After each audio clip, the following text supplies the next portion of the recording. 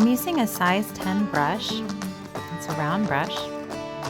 And I'm beginning just by using clean water to wet down my paper.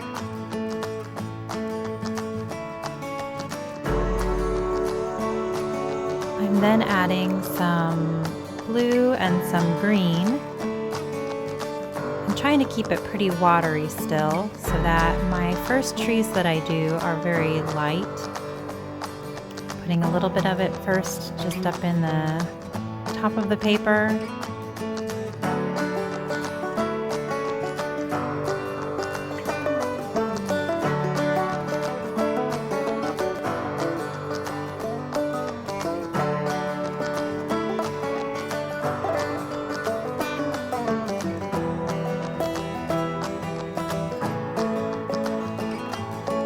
Now I've added a little bit more pigment to start creating the trees.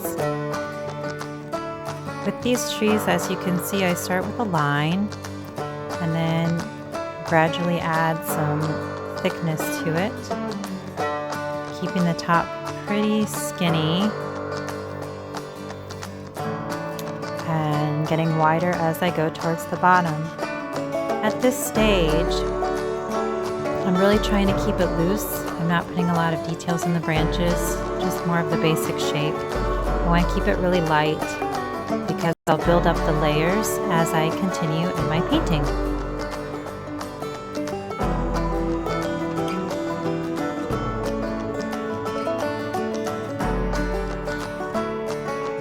I'm kind of filling in some color along the bottom too. This is all going to get covered up later by other trees, but then I won't have any bright white spots peeking through.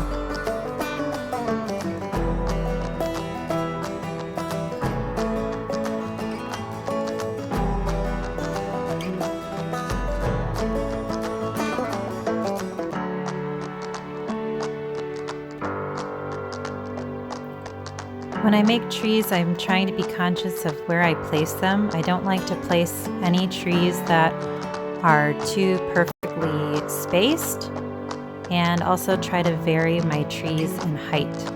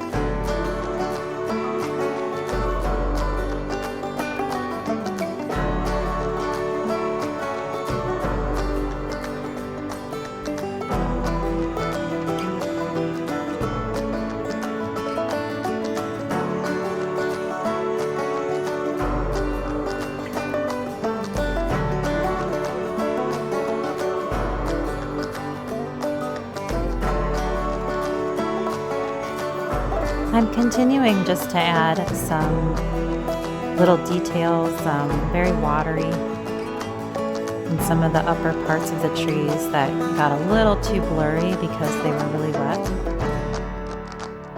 Now as I start my next layer, I am going with a little bit more paint, a little less water.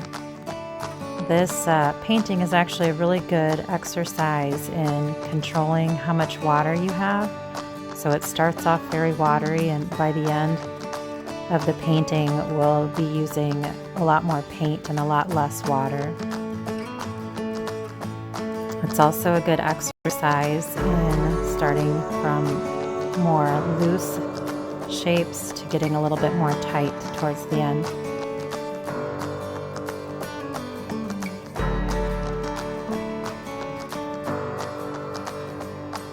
You could see I mixed up some more color. I'm starting to try to use more of the greens. Although I'm still using some blues to keep it dark. I'm going for more of the sap green.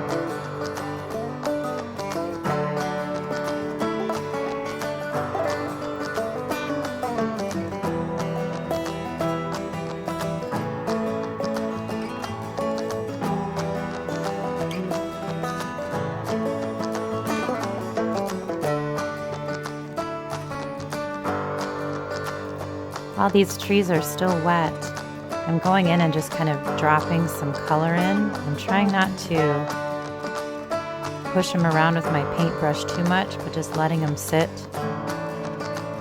This just adds a little bit more contrast, some darker areas, some brighter colors.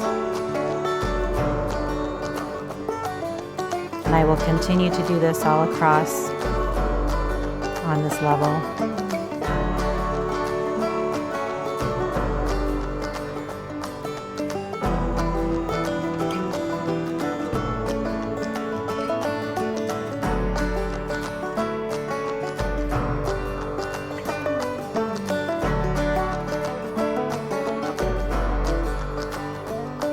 I'm switching to a smaller brush. This is a size 6. So it's a little bit more narrow than my last one. This way I can get a little more detail in some of the branches. The layer that I just finished is almost dry. There may be a couple wet spots. Sometimes it helps to dry the layers a little bit in between, so that your colors don't all bleed together.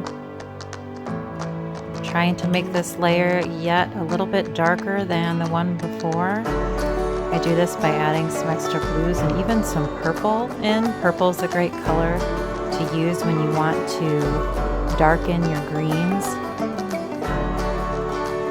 I try to avoid using too much black too soon because it can kind of dull down a color, where purple is still kind of a nice way to add some dark, but it doesn't get too dull too fast. Trying to be a little bit more conscious of my brush strokes here, adding a little bit of extra detail, mainly on the edges. The middle is still kind of a bunch of blobs thrown together. And again, kind of starting narrow and then getting wider and wider as I work my way down the tree. I am trying to leave a couple of holes here and there, little windows, so that you can see through parts of the tree and they're not just a solid mass. I'm still consciously thinking of my spacing, trying not to make them all too equally distant from each other, and trying to think of my height of my trees too, so that they're not all exactly the same height. Right now these two are looking pretty similar, same height, same shape. That's not the best.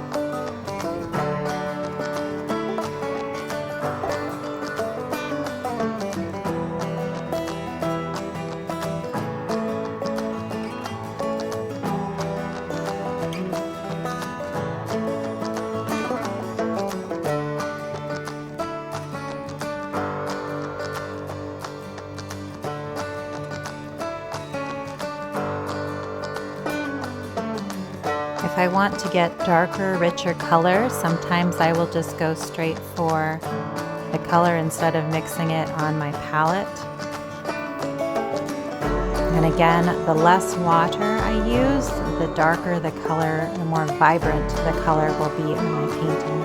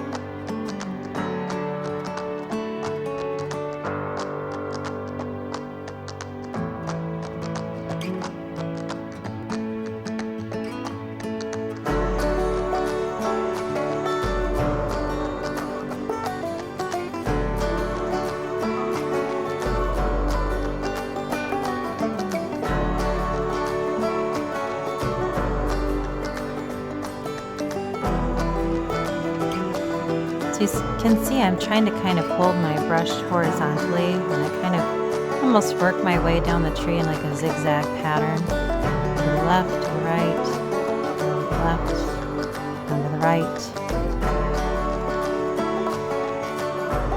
Still trying to leave little holes, little windows, so that you can see what's behind the trees.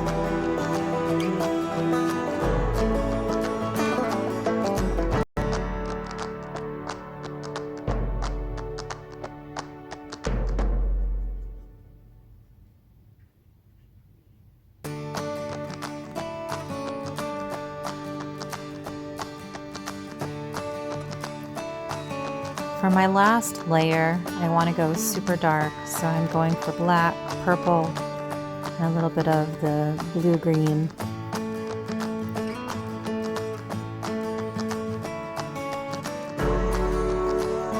My previous layer still might be a little bit wet, so some of it might blend, but it shouldn't be too big of a deal because there wasn't a lot of water in that layer anyway.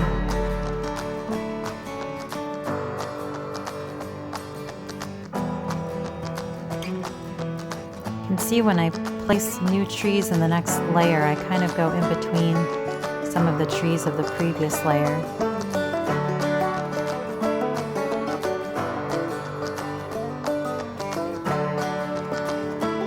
Kind of filling in the holes between each of the trees.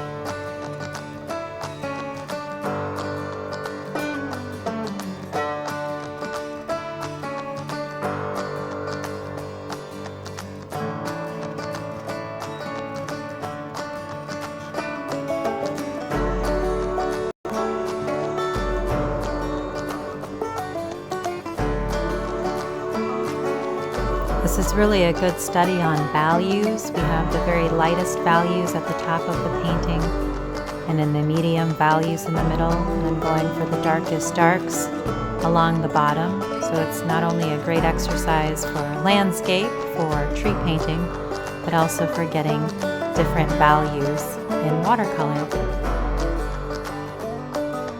I'm adding little details on some of the closest branches before I call it a masterpiece.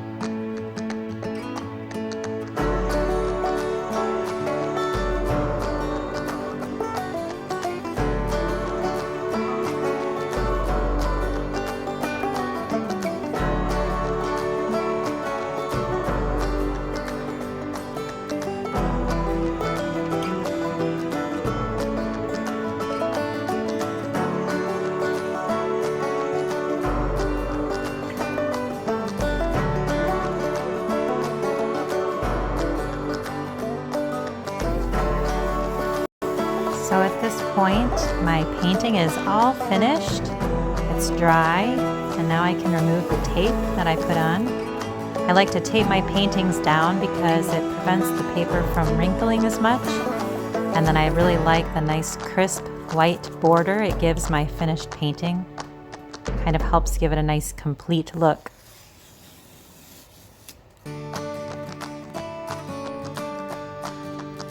And there you have it.